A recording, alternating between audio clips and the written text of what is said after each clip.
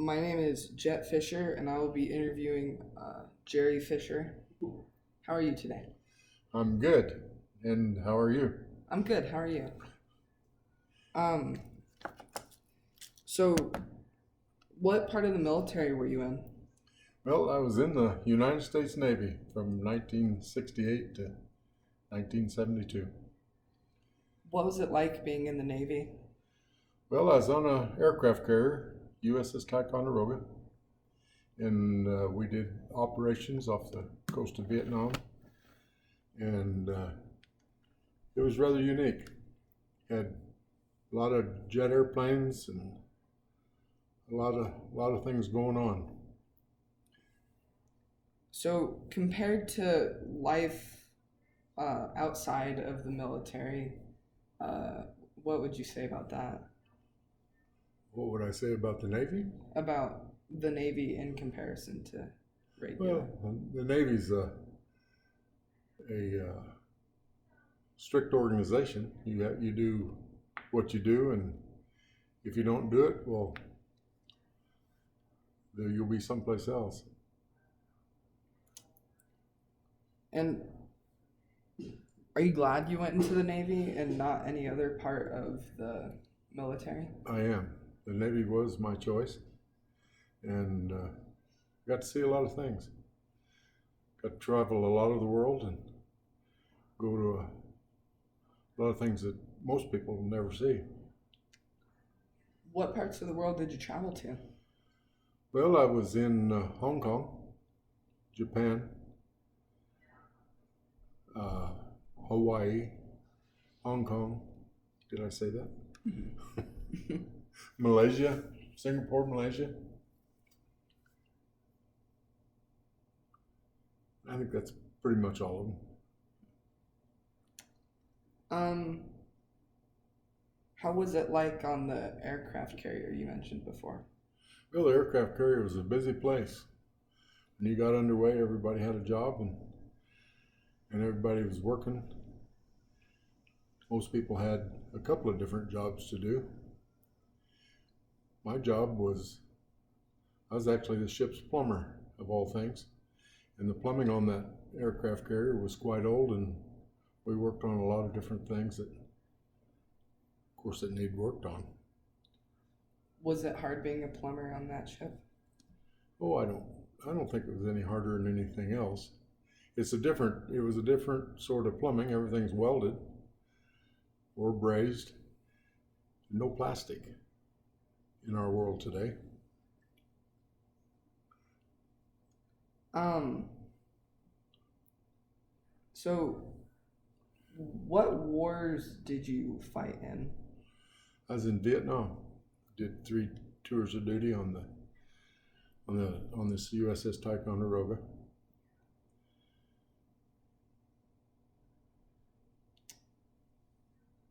How was it like in the wars? Well, I wasn't actually in the war. I was off the coast of the war. They actually loaded a lot of munitions on the aircraft and dropped that stuff on the waters, on the shore or the coast of Vietnam. It was a bombing mission most of the time. That's what it was. They carried them on airplanes, took them out and dropped them.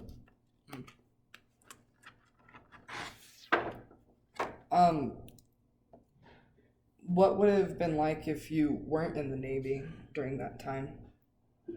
What do you think it would have been like? If I wasn't in the Navy, Opposed to being in the Navy? if I was what, like a Marine Yeah. I think the Navy was a good choice. I wouldn't want to have been on the ground. Then nobody shot at me.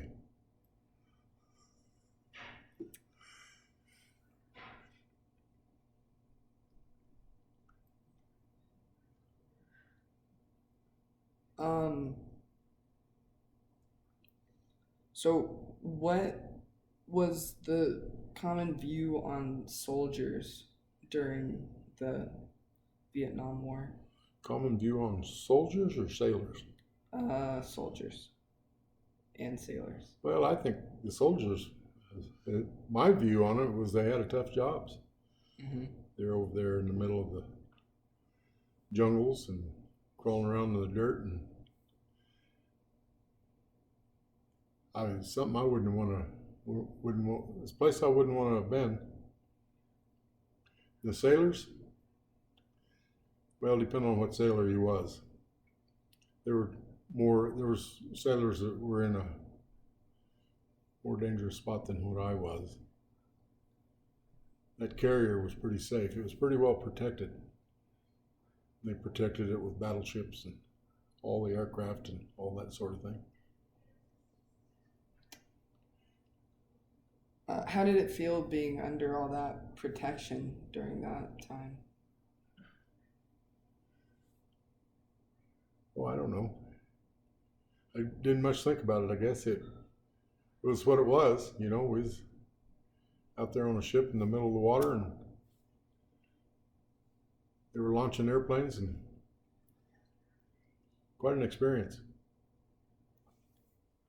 So, did you ever feel homesick while you were out? You bet. Everybody is.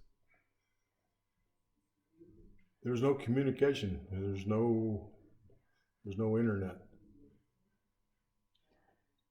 What about letters? Letters, they would fly them on and off of the ship. They may arrive. Oh, you get mail every 2 weeks. Then you get 2 weeks worth of mail all at one time. That was the only form of communication that we had. Compared to today, how did the communication, like, what am I trying to say? How did the communication from back then, how did it change? Like, do you think it changed in a good way or in a bad way? Well, all of our communication then, as far as the Navy people, the people that I was with, only communication you had was through the mail. And I don't know for sure what all they can do now. I don't know what the satellites can reach and what they can't reach out, like where we was at. But this FaceTime and all of that kind of stuff, I'm sure when those guys were on shore now that they can get on a computer and do FaceTime home. Hmm. I don't know if they can do that at sea or not.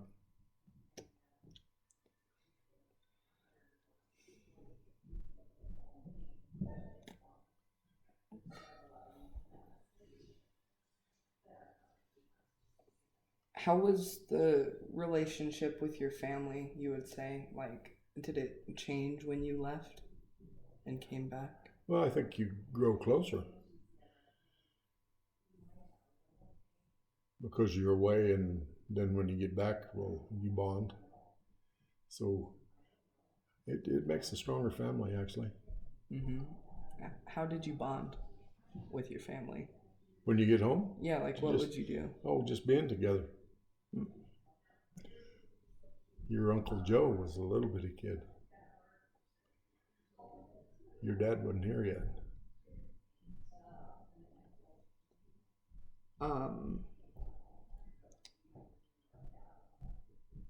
What about friends? Like, did it change at all? Did it feel too distant when you came back? Or? Not to me, it didn't. The friends I had when I left, I still had, and they're most all still around someplace, and you could be in communication with them. You make good friends aboard like an aircraft carrier like that, and you're on that thing for 4 years, you get to where you really know some people. You form some relationships that I have today.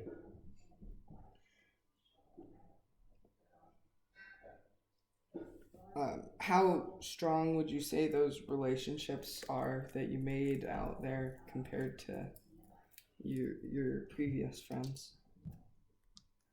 Well, I I don't think it's any better. It's just kind of a different thing, because that's the only thing you had was each other there on that ship. So then when you get out and everybody separates and then you get back in contact, it's always fun to see each other. Mm-hmm. Relationships were good. Were you close with the people in charge? Like, were they ever mean, or were you like close with them? No, they weren't mean. There weren't any of them mean. I did have a senior chief that I liked really well, and he actually, when I left the Navy, when I got off the ship, he actually took me to the airport. But if you work for somebody, and it doesn't make any difference where you're working, if you work for somebody and do what you're supposed to and do things right and be tentative to what your job is, then you get along well. If you slough off, well, then it goes the other direction. Mm-hmm.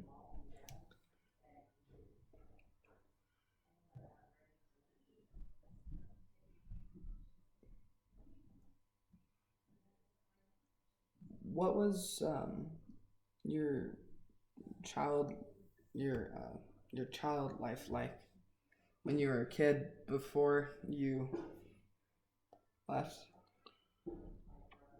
Just right before I left? Like right before you left, when you were like 18. Well, that was high school years. I just graduated from high school at 18, right about then. And I was working for a plumbing shop, and it was good. What made you decide to go into the military? Well, in those years, they had a draft. They don't now. It's all volunteer. And so I was going to be drafted, and I didn't want to be drafted into the Army because I didn't want to be boots on the ground.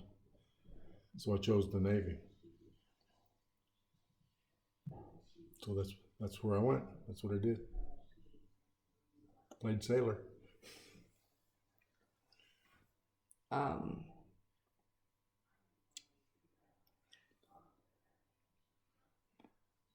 When you were on the ship, were you ever fearful of it sinking, or of like, you know? No, I don't think I ever thought the thing would sink. Though your main concern would be at sea, would be a fire or an explosion or something on deck. Those bombs and stuff they all are, when they take off with them, they are armed. And if they lost one of those and blew up part of the ship and you was there, well, that would probably been my main concern. Did you witness any ships taking, or not ship, any airplanes taking off of the ship? I did. You could stand and watch them for hours if you had time. You'd go up to the upper levels and you'd actually be above the flight deck, and you could watch these planes. You could watch them launch off the ship, and they would actually hook them up to what they call a catapult, and it's a cable that they hook to these airplanes, and they're steam driven, and when they get ready to release these airplanes, the steam catapult pulls them down the runway, and they'll go from 0 to whatever, 100 and maybe 120 mile an hour, I really don't know, in a matter of 100 yards. Then it'll be fast enough that they can fly right off the end of the ship, and they'll go up. So was witnessing that mesmerizing? It's neat. It really was. It was almost amazing what they could do, how they could get those planes hooked up and and then they just like with a rubber band, just sling them off the ship.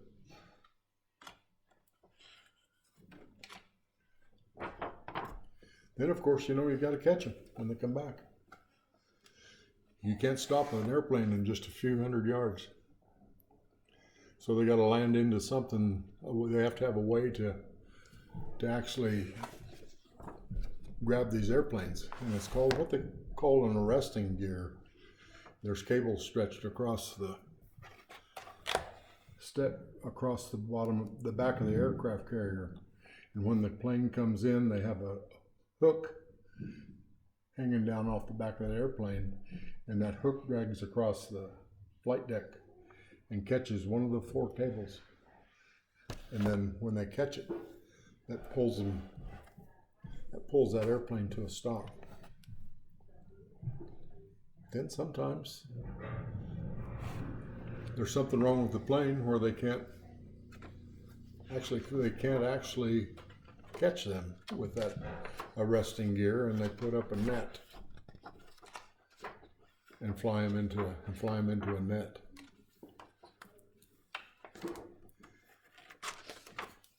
And then if they're damaged real bad, then Navy just dump them. They just pick them up with a crane and put them over the side, get the pilot out. And you think that's a lot of money, and it is.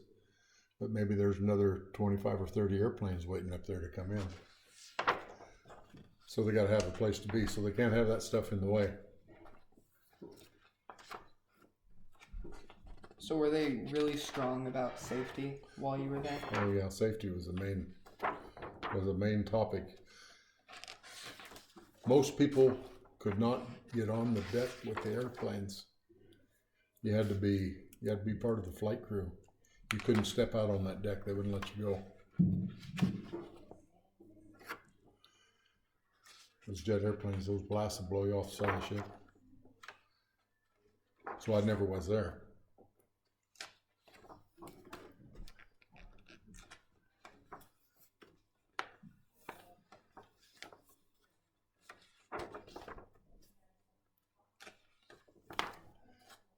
I can't find it.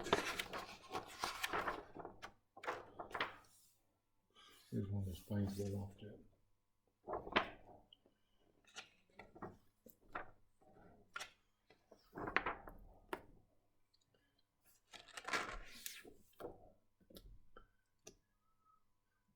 There were people that got, some of the flight crew, once in a while somebody get pushed over the side with a jet blast if they're in the wrong place. Those guys all wore life jackets and stuff. Had lights on them for, that happened at night, if they blew them over. They'd have a light on them that would blink, and they could actually go pick them up with a helicopter. Would it, when they got jet blasted off of the side of the ship, would it like burn them, or would it just draw them? Just push them. Like a big fan, and would push a marshmallow. Just really strong. In the back of the airplane, when they got ready to shoot them off the ship, they would rev those jet engines up on those aircraft full throttle. And then when they released the arresting gear, that would those two things together pull that plane off the ship. In the back of that airplane, there was a petition that come up out of the flight deck that when the plane was under full power, it'd be blowing against that wall, so everybody'd be protected.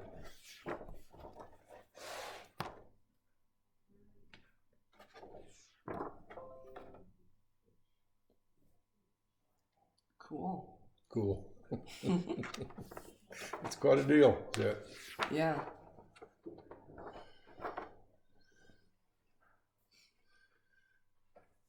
You can hear the flipping of the pages in this as we're visiting, and what I'm doing is showing Jett some pictures it'd be like an annual Navy cruise book's what they call it, of some of the pictures on that aircraft carrier.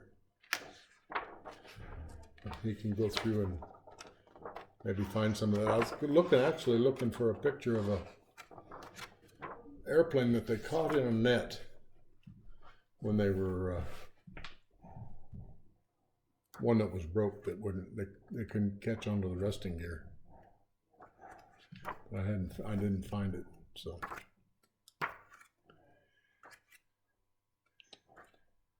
I'll find some pictures that we talked about during the interview, and I'll take a snapshot of it. It's in here. I've seen it in this book.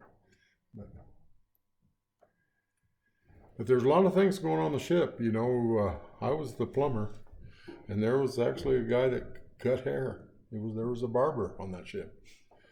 You wouldn't think so, but it's a self-contained city. There's a guy, well, I'm going to say a guy, but there was a crew of people that all they did was cook your meals, and they'd feed. And I think there was probably, and I don't remember for sure, but probably close to 3,500 people on board. They'd feed those people 3 times a day. It's a lot of meals. Were the meals good? For the most part, the meals really were good. Of course, there's stuff you don't like anywhere, but they make good stuff. What are some examples of the food that was on the ship?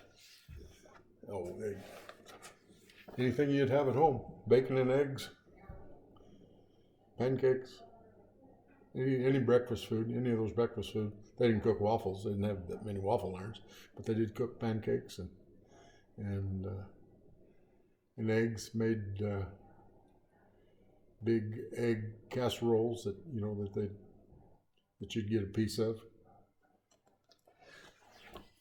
Toast, jelly. Had milk when you were not too many days out. Maybe for the first 2 weeks you'd have fresh milk.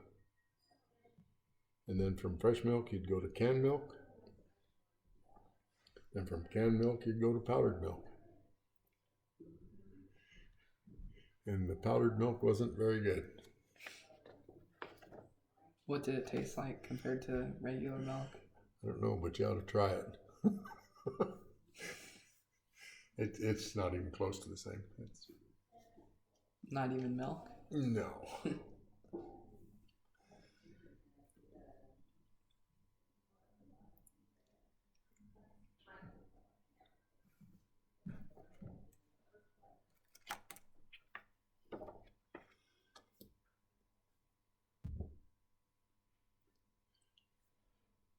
What else you want to know, Jett? Well, they had church on ship.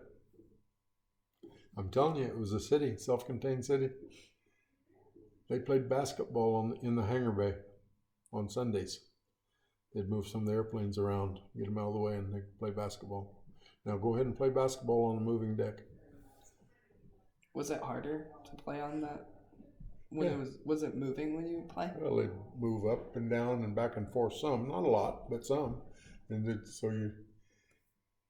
was different than running on just a flat ground. Were you good at it? No. But I played. So it was a fun way to spend your time while you're on your off time. Yeah. They also, another thing they did, on occasion, not very often, they had an armory on board that had shotguns. And they'd actually throw skeet, which is a clay pigeon, off the back of the ship, and you could actually shoot those. Didn't happen very much, but it's just something extra, something different to break the monotony for everybody.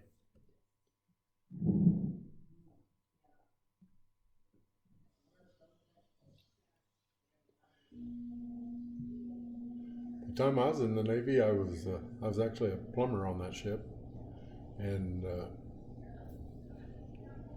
being a plumber on a ship is, of course, different than being a plumber in today because of the difference in the materials. Everything was either brazed or welded in some fashion, and they sent me to a welding school in San Diego where I learned to weld, and we welded on the everything that carried steam we repaired. So that was job number one. Job number two, you'd either be a bomb pusher or you'd work mess decks sometimes, stand watches. And I had kind of a unique job. I was on a what they called a flying squad, which was first response firefighter for everything below the flight deck. Flight deck was on it. They had fog foam machines and that stuff for those airplanes. But the electrical fires, and if you had a crash fire or something, there was 13 guys on the flying squad, and any time, day or night, we'd respond to that. So that was my secondary duty. So I didn't push bombs. I didn't do mess duty, and I didn't stand many watches. As you were saying before about how it was like a self-contained city, were there any like people that opposed the military or like got in trouble and had to be put in prison or something? They did have a brig on the ship, and it was run by the Marines. They had a little jail that they'd hold guys in, and they could have their captain's court and that stuff, depending on what they had done, what they get in trouble with. There's people get in trouble everywhere, so that would be no different than living here. But they didn't riot or anything against what we were doing. But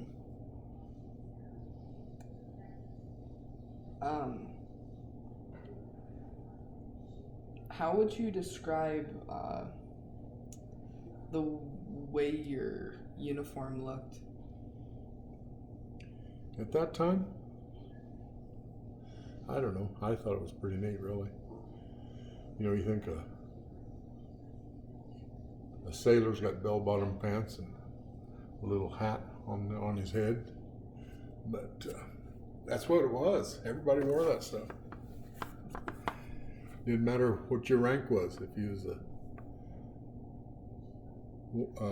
warrant officer or the officer in charge, or if you were one of the lower ranked guys on the ship, didn't matter. They all wore some sort of the officers and stuff didn't wear bell bottoms, but all the enlisted people did. White uniforms, and of course then they had your navy blues and stuff. They were pretty neat.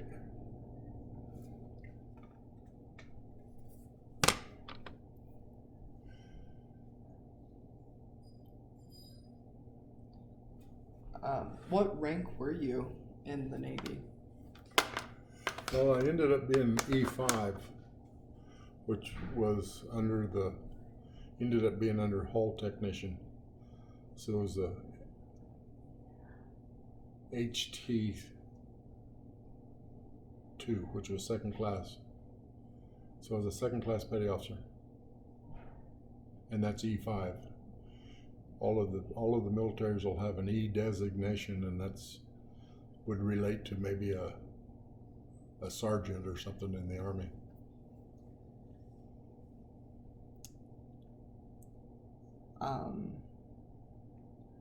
Did you get any medals? I got the ship medals, and I think there was probably 5 of them. I can't tell you exactly what they were right now. I know one of them is a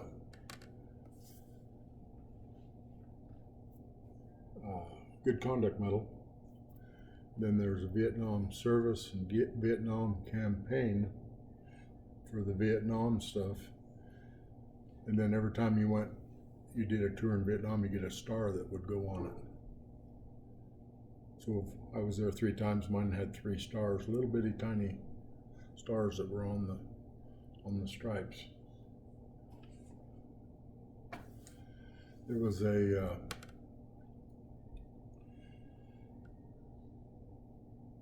Korean medal that was awarded to that ship in 1969. They formed a task force. Korea had shot down an airplane. President Nixon ordered a task force to go to Korea. It's Task Force 71. It was the largest task force that was ever formed since World War II. It was a show of power, is what it was. But that was one of them.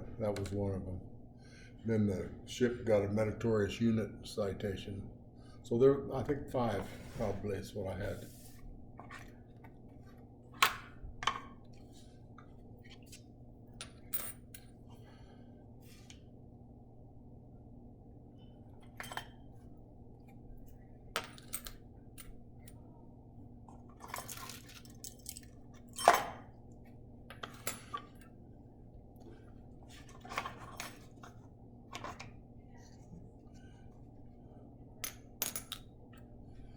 And there's one missing. But that's all right. But you can take a picture of those or whatever you want to do. There should be another one, but there's not. I don't know where it's at. Should have another box of stuff. I don't have it.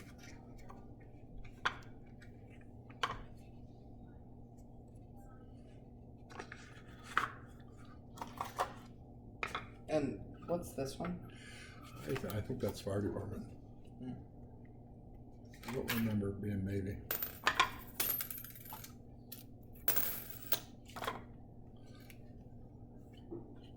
That's Canadian money. That's not. I've got another box of stuff yet, and I don't know where it's at. I kind of look for it that would have some currency of some of the places that I was at.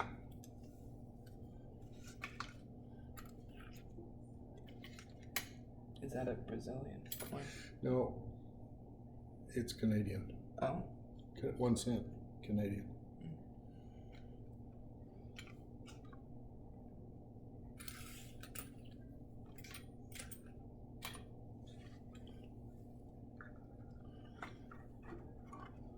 Then everybody that was in the military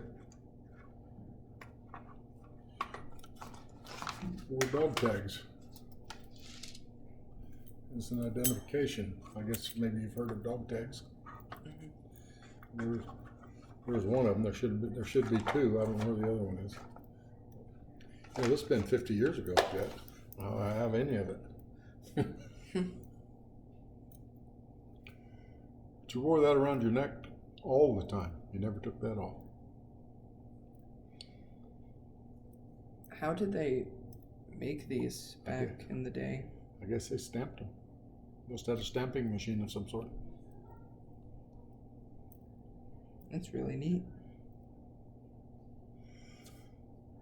It has your name and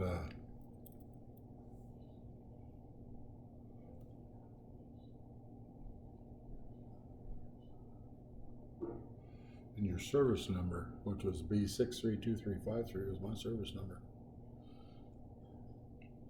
And your religion, right there. I forgot what all was on that.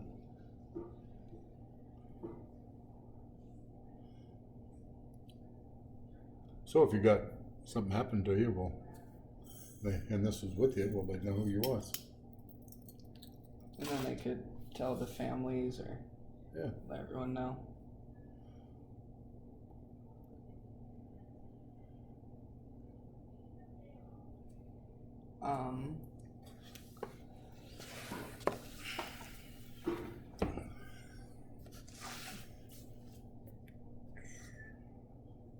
That's when you picked up the Apollo 16? That's it. Apollo 16 splashdown.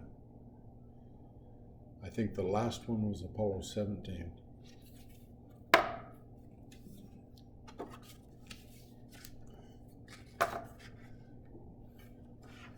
But this book will have the astronauts and stuff in it. And you can check them out.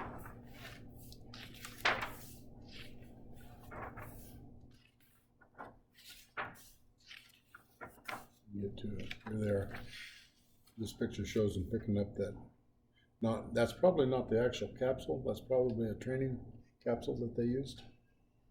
It looks like the same one in the picture over there. Yeah. Might have been, but the one that came back was not white. I can assure you that. The one that came back was burnt. Was it originally white? Yeah, probably was.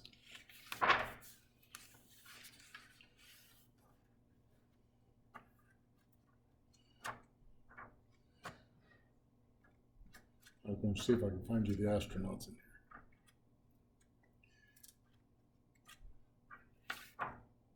When were these books that you have, when were they published?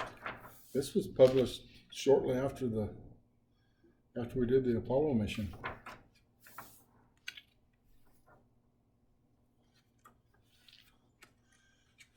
Well, here's the astronauts, and I'm going to find you their names. Oh, here we are. Young, Matley, and Duke. Those are the guys that was on the capsule.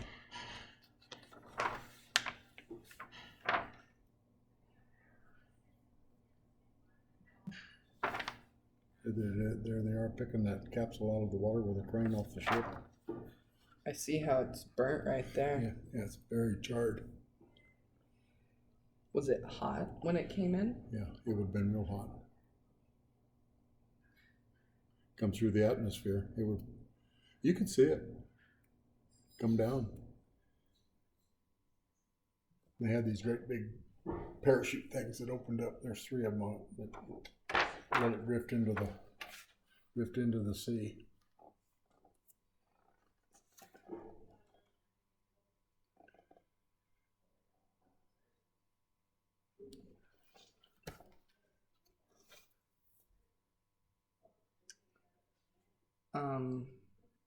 So how was it picking up the Apollo?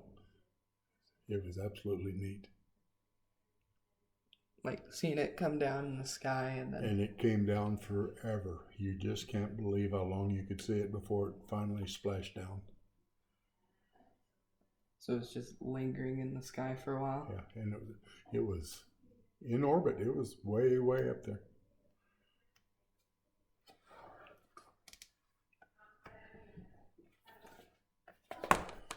And they did different things on that ship. From time to time, they did Independence Day cruises. They had a wives' day where when you come out they loaded all the families and stuff on the ship and took them out for a little run, around San Diego, and did some different stuff with them.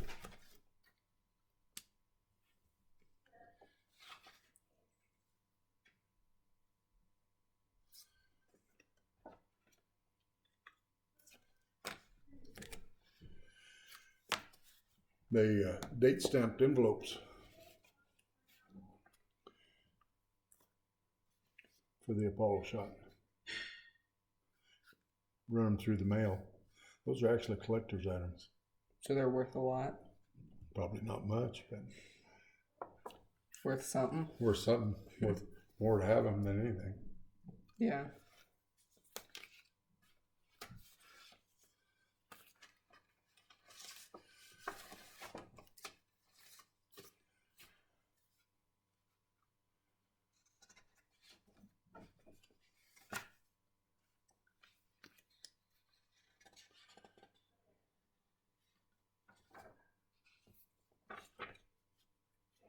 There's my appointment to second class.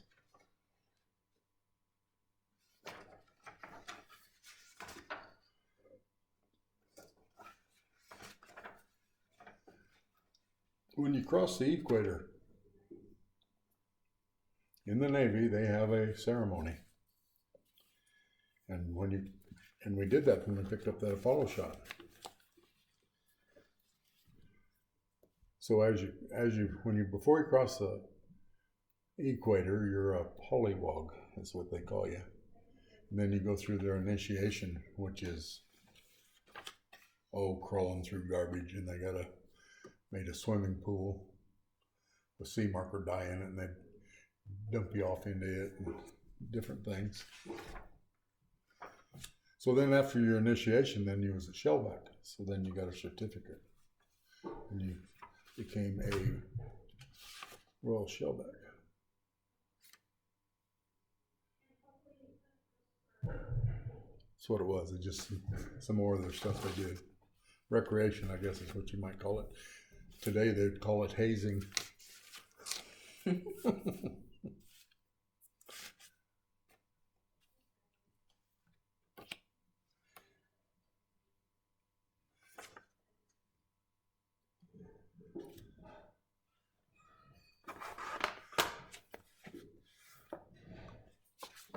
There you go. There's that welding school.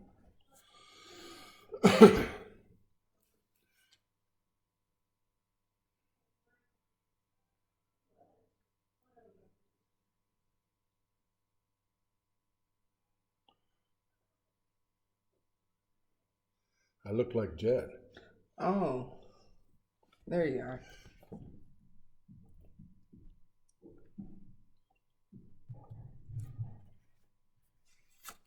Their welding helmets back then were way different. Yeah, they were different.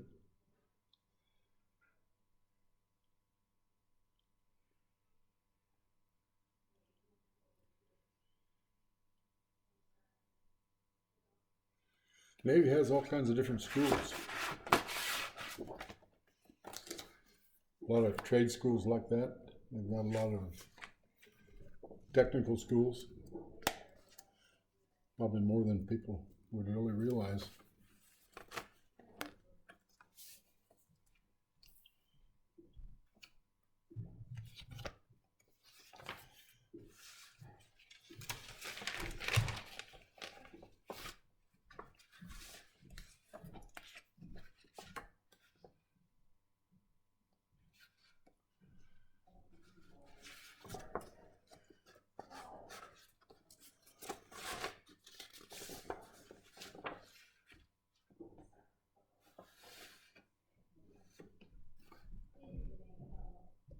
There's my honorably discharged paper. That's what that is.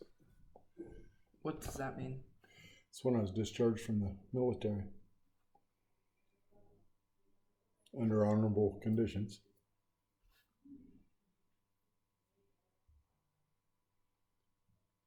There are different kinds of discharges. Dishonorable discharge? Dishonorable would be one. Medical would be one. Hardship would be one. What's the hardship one mean? Oh, family crisis or something that somebody needed out for.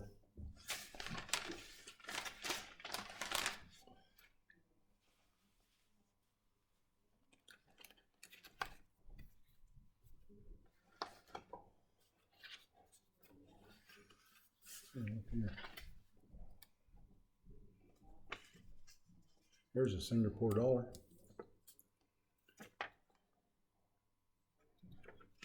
Philippine peso.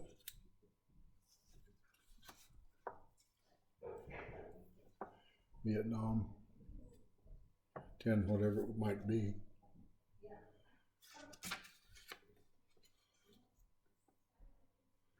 This is Japanese, this is yen. That's 100 yen. There's an exchange rate between yen and dollars. I don't know what it is now. Maybe you could look it up on the internet and tell you, but probably maybe 50 or 60 to 1.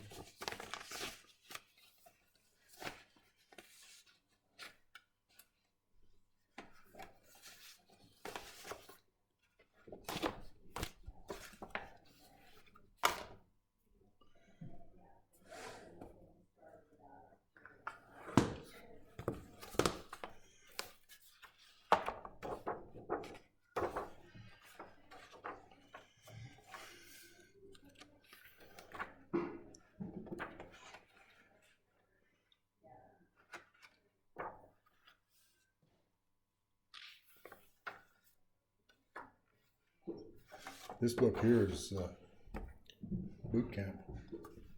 Might be interesting to look at. Kind of shows you some different stuff.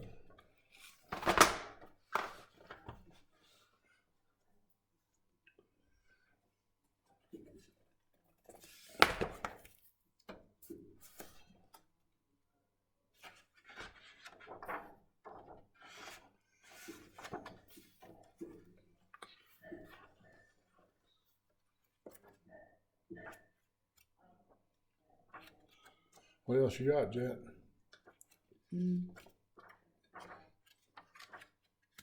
That's really it. We're at our time limit too. We're out of time? I mean, we can go over, but that's all I have to talk about, and it's a minimum 45 minutes. Okay.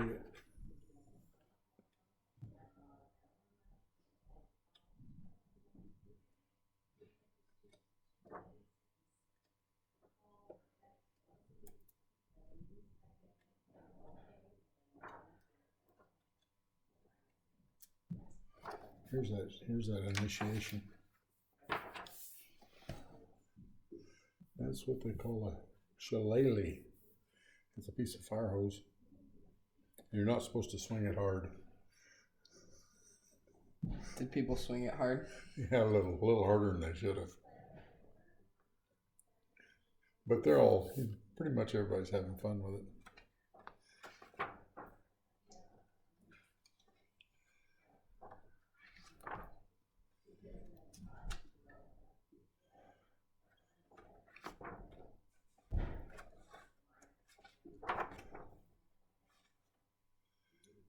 There's a way.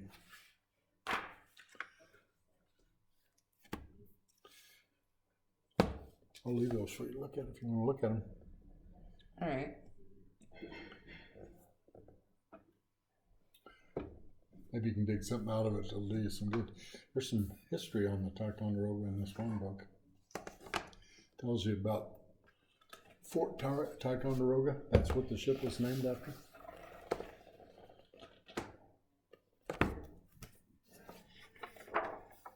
This is the right one.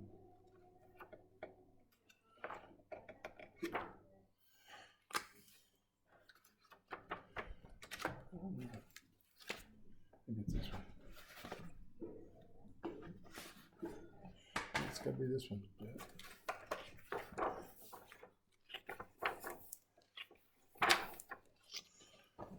There's a history and heritage of the Ticonderoga. Capture of Fort Ticonderoga on Lake Champlain. That was the first Ticonderoga. Been a lot of Ticonderoga since then. I think there's actually still a ship named Ticonderoga, but it's probably not an aircraft carrier. Maybe something else.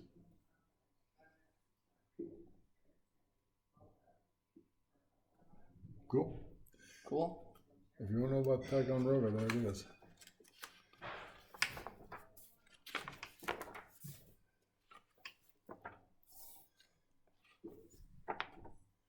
World War II, when it was hit.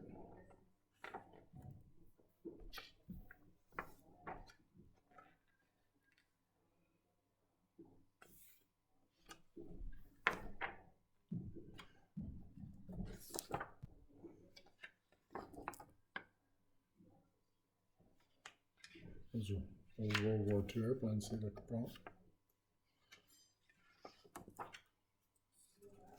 Cool. Cool.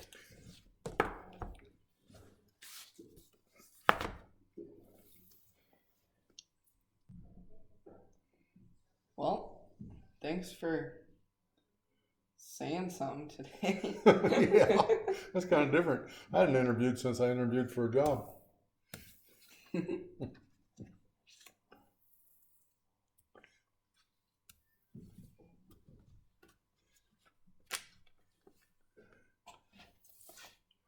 We'll put these in the Apollo book.